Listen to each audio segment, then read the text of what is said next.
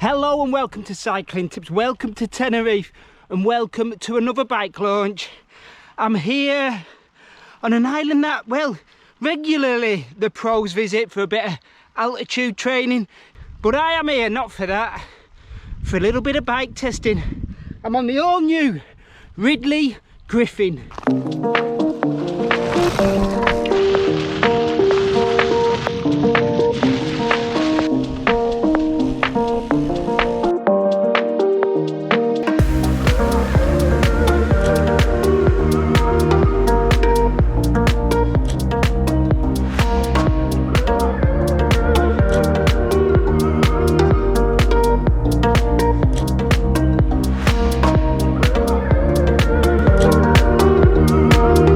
So what is the Griffin all about? Well, it's Ridley's hopefully N+1 killer, a bike that, well, you should be able to go out on road rides with and hit the gravel as well.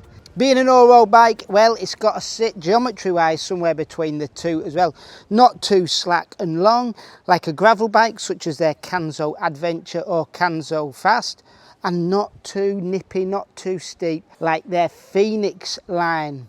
So how are they catering to the all-road market? Well, for starters, you can put slicks and you can put knobblies on there. If you're going down the gravel route with the bike and you want to run a 1x, you can fit 40mm tyres on there. If you want in a 2x, well, it takes that size down to a 32mm tyre. If you want fenders with the gravel setup, again, it drops it back down to 32. And yes, it is a carbon frame underneath.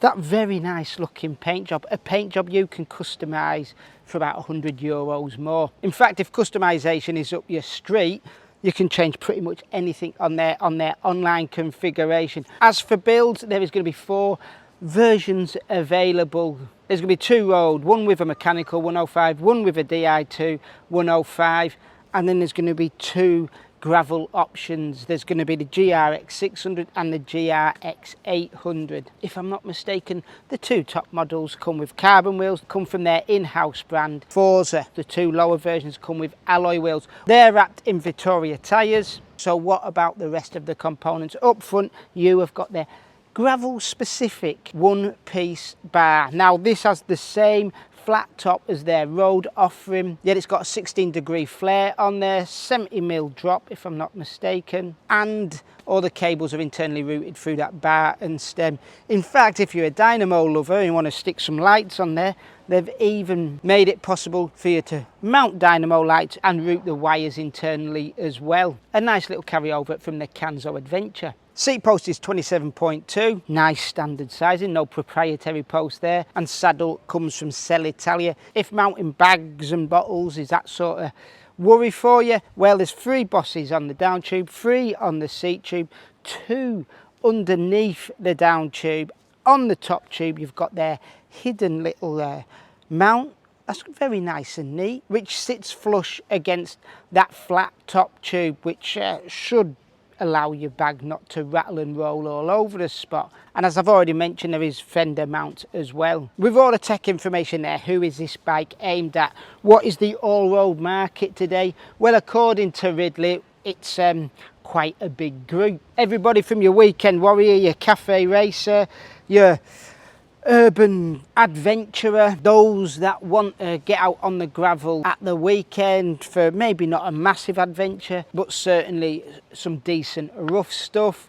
In fact, they said this is the sort of bike that would have been ideal for this year's UCI Gravel World Championships. They've also said in the press pack that this shouldn't be too bad of a choice if you want to do Grand Fondos as well. Weights, well, let's just say with this rival build, which is admittedly a heavy group set, it comes in a medium at about 8.8. With the 105 build and with the GRX, they claim it's about 8.5 kilos. Not particularly light if you are going to take on them epic Grand Fondos. The frame alone, unpainted, is 990 grams with a fork, uncut at 445 grams. Right, that's it for the tech. Shall we see how it performs out on the road and gravel?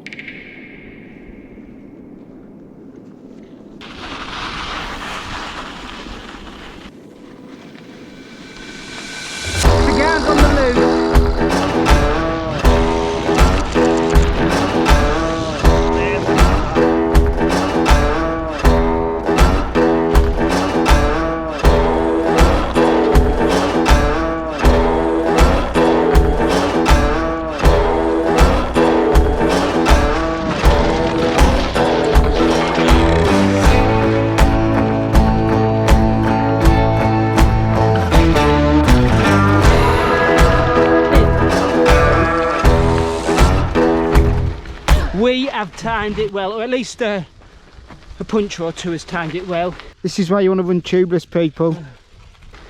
Added a few moments to the day, so we're getting the golden hour. It's beautiful up here.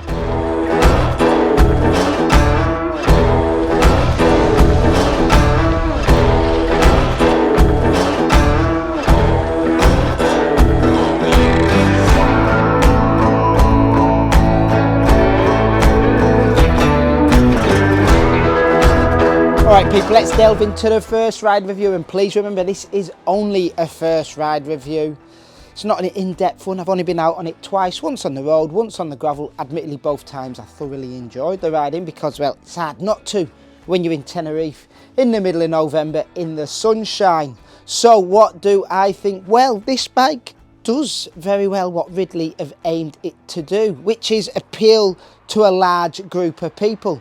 A large group of people who may not have room in the garage for a fleet of bikes, or maybe not want a fleet of bikes, or can afford a fleet of bikes to do specific jobs. This is a bike that spans not just the road but the gravel scene as well. But because it tries to span those two worlds, you need to compromise, which is understandable. So what are those compromises? Well, it is not a pure race bike, it can't be. But it does fall closer into that sporty endurance camp rather than an endurance camp because of the lower stack and shorter reach than a full-on endurance bike. As for the gravel world, well, it does have that slightly longer wheelbase and longer back end. So it leans into its gravel DNA in that way. It also leans into the gravel DNA by having clearance for up to 40mm tyres with a 1x. Out on the road, I found it a nippy, fun bike to blast about on. It descends very well, and I think it'd descend and handle even better if they got rid of them 32mm tyres. I've always found no matter what bike I've rode that has been shod with 32mm tyres, whether they're the Vittoria Next, Continental, GP 5000s, whatever tyre it is in a 32 on a road bike, it dulls the performance characteristics of a road bike. I can understand why they put them on there because, again, it straddles that middle ground. Personally though, I think a 28mm set of tyres on this bike would bring it alive even more than it already does.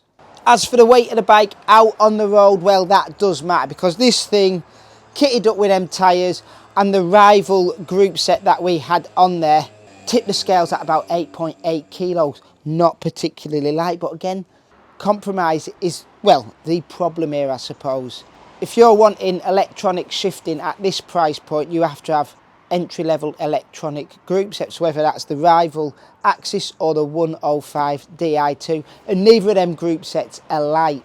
You can't build a light bike with those group sets unless you get a crazy light frame or a crazy light set of wheels.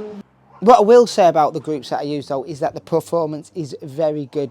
I can't fault the rival.